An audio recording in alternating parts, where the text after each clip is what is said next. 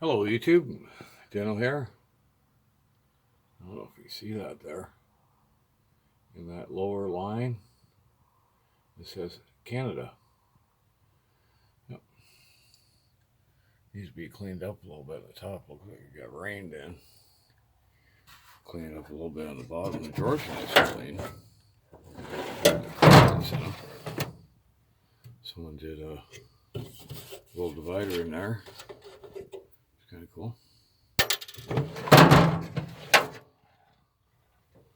Bunch of crap in it.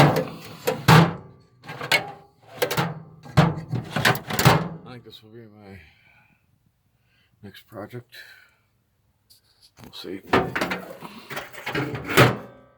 Would need some paint too. I'm not sure if you can see that or not. See that? Snap-on Canada. Now, while I was going through some of my other stuff, I found kind of an interesting trinket. It's newer.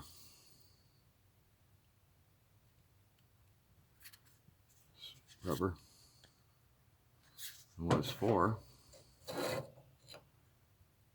had a mirror in it. Yep, the mirror looks a little fogged up. See,